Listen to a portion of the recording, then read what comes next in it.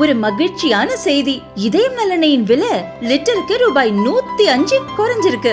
September 2023ல 1 litre இதயம் நல்லெண்ணெயின் அதிகபட்ச விலை ரூபாய் 503. ஆனா இப்ப 1 லிட்டர் இதயம் நல்லெண்ணெயின் விலை ரூபாய் 398 மட்டும்தான் தமிழ்நாட்டுல.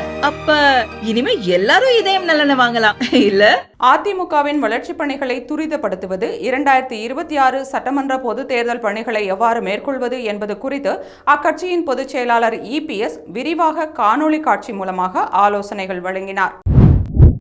வேட்டி சேலை கொள்முதலில் மக்களையும் விசைத்தறியாளர்களையும் ஏமாற்றுகிறது திமுக என்று முன்னாள் முதல்வர் O. பன்னீர்செல்வம் குற்றம் சாட்டியுள்ளார். இலங்கை கடற்படையினரால் கைது செய்யப்பட்டு சிறையில் அடைக்கப்பட்டுள்ள மீனவர்களை விடுதலை செய்ய வலியுறுத்தி பாம்பன் விசைப்படகு மீனவர்கள் ஒரு நாள் அடையாள வேலை நிறுத்த போராட்டத்தில் ஈடுபட்டுள்ளனர். திருத்தணி காய்கறி சந்தைக்கு காமராஜர் பெயரை நீக்கிவிட்டு கலைஞர் பெயரை சூட்ட முயல்வதா என பாமக தலைவர் அன்புமணி ராமதாஸ் கண்டனம் தெரிவித்துள்ளார். திருத்தணி காய்கறி மார்க்கெட்டுக்கு காமராஜர் பெயருக்கு பதிலாக திருத்தணி நகராட்சி நிர்வாகம் வேறு பெயர் மாற்றம் செய்வதற்கு முயற்சிப்பது ஏன் என்று தமிழ்நாடு காங்கிரஸ் கமிட்டி விவசாய பிரிவு மாநில பொதுச் செயலாளர் RS ராஜன் கேள்வி எழுப்பியுள்ளார். சேலம் மாநகராட்சி ஆணையர் இளங்கோவன் நியமனத்தை அரசு ரத்து செய்ய வேண்டும். தமிழ்நாட்டில் உள்ள அனைத்து மாநகராட்சி ஆணையர் பணியிடங்களுக்கும் இந்திய ஆட்சிப் பணியில் உள்ள அதிகாரிகளை கொண்டு நிரப்பப்பட வேண்டும் என பாமக தலைவர் அன்புமணி ராமதாஸ் வலியுறுத்தியுள்ளார். தமிழகத்தில் உள்ளாட்சி அமைப்புகளில் மாற்றுத்திறனாளிகளுக்கு அதிகாரம் அளிக்கும் முயற்சியை மேற்கொள்வதற்காக முதல்வர் ஸ்டாலினுக்கு அமர் சேவா சங்கம் நன்றி தெரிவித்துள்ளது. இதன் மூலம் மாற்றுத்திறனாளிகளுக்கு அரசியல் பிரதிநிதித்துவம் அளித்து சமத்துவத்தை வளர்க்கும் இந்தியாவின் முதல் மாநிலமாக தமிழகம் உருவாகும் என்றும் அந்த அமைப்பு நம்பிக்கை தெரிவித்துள்ளது. சென்னை சென்ட்ரல் கூடூர் மார்க்கத்தில் பொன்னேரி கவரப்பேட்டை ரயில் நிலையங்களுக்கு இடையே பொறியியல் பணி நடக்க உள்ளதால் 25 மின்சார ரயில்களின் சேவை மார்ச் 10ஆம் தேதி மாற்றம் செய்யப்பட உள்ளது. தமிழகம் முழுவதும் நடைபெற்ற இந்த ஆண்டின் முதல் மக்கள் நீதிமன்றத்தில் 74,922 வழக்குகளுக்கு தீர்வு காணப்பட்டு பாதிக்கப்பட்டவர்களுக்கு 659 கோடி ரூபாய் இழப்பீடு வழங்க உத்தரவிடப்பட்டுள்ளது. பெண் பாதுகாப்பு குறித்து பாஜக அறிவுறுத்தலின் பேரில் அதிமுக, தவிக உள்ளிட்டோர் அறிக்கை வெளியிடுவதாக சமூக நலத்துறை அமைச்சர் B. கீதா ஜீவன் குற்றம் சாட்டியுள்ளார். அதிமுகவை மிரட்டி பணிய வைக்கும் செயலில் பாஜக ஈடுபடாது என்று முன்னாள் அமைச்சர் செம்மலை தெரிவித்துள்ளார். தமிழகத்தில் மார்ச் 10ஆம் தேதி திருநெல்வேலி, கன்னியாகுமரி, தென்காசி, தூத்துக்குடி ஆகிய 4 மாவட்டங்களுக்கு மிக கனமழைக்கும், தஞ்சை, திருவாரூர், நாகை, புதுக்கோட்டை, விருதுநகர், சிவகங்கை, மயிலாடுதுறை, ராமநாதபுரம் ஆகிய 8 மாவட்டங்களுக்கு கனமழைக்கும் வாய்ப்புள்ளது என்று வானிலை ஆய்வு மையம் தெரிவித்துள்ளது. இலங்கை கடற்படையால் தமிழக மீனவர்கள் கைது செய்யப்படுவது உள்ளிட்ட மீனவர்கள் பிரச்சினைகளை முன்னிறுத்தி தவிக சார்பில் கடலூரில் நடக்கவுள்ள போராட்டத்தில் அக்கட்சியின் தலைவர் விஜய் பங்கேற்பார் என்று தகவல் வெளியாகியுள்ளது. தொகுதிகள் மறுசீரமைப்பு என்பது தனிப்பட்ட கட்சியின் பிரச்சினை அல்ல, பல மாநிலங்களின் பிரச்சினைகளாக உள்ளது. அனைத்து கட்சி எம்பிக்களையும் இணைத்து செயல்பட வேண்டும் என்று திமுக எம்பிக்கள் கூட்டத்தில் முதல்வர் ஸ்டாலின் திமுக எம்பிக்களுக்கு அறிவுறுத்தியுள்ளார். எனது ஆண்கள் நூலுக்காக 2024ஆம் ஆண்டுக்கான சாகித்ய அகாதமி மொழிபெயர்ப்பு விருதுக்கு தேர்வாகி இருக்கும் விமலாவுக்கு எனது பாராட்டுக்கள். கல்வி புலத்தில் இருந்து இலக்கிய மொழிபெயர்ப்புகளில் ஈடுபடும் தங்களின் பாராட்டத்தக்க பணி தொடர வேண்டும் என்று முதல்வர் ஸ்டாலின் வாழ்த்தியுள்ளார்.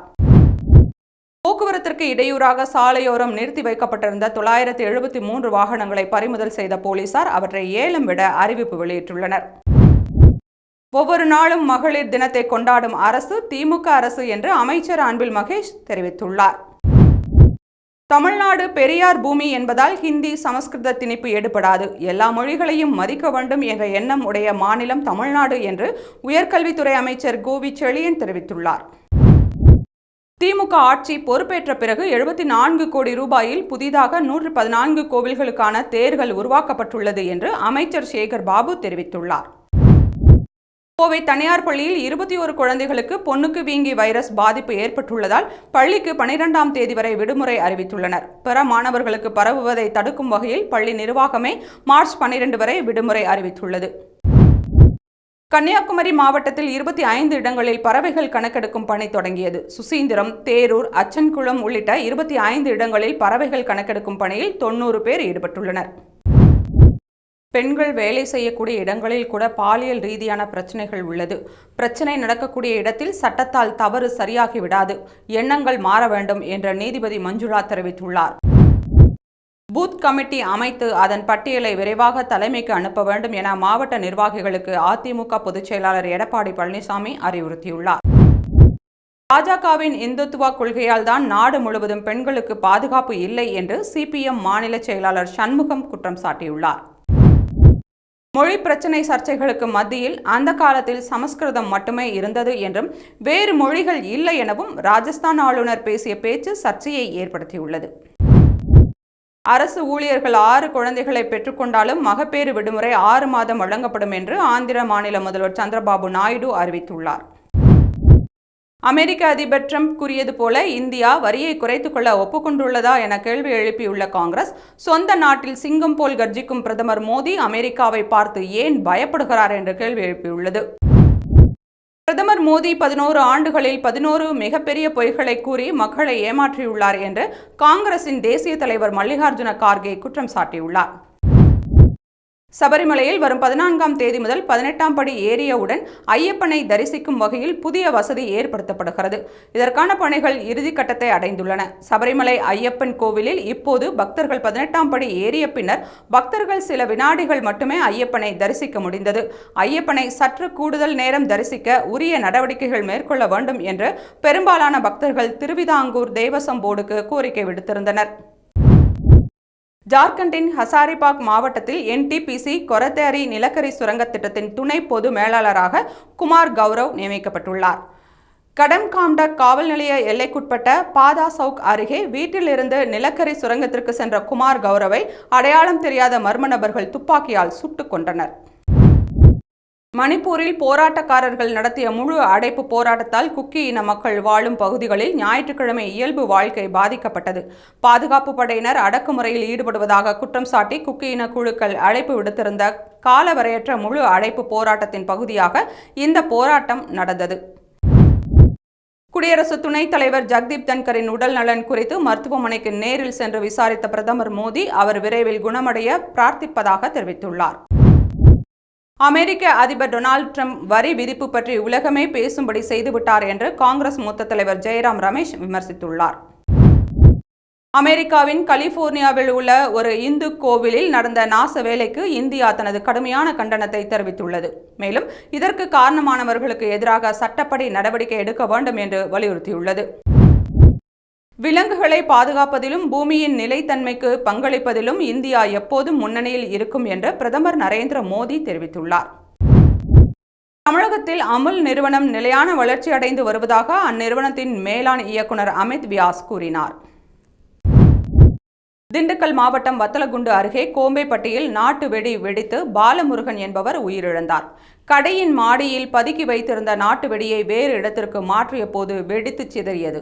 நாட்டு வெடி வெடித்து படுகாயமடைந்த கண்ணன் என்பவரை மருத்துவமனையில் சிகிச்சைக்காக அனுமதித்துள்ளனர்.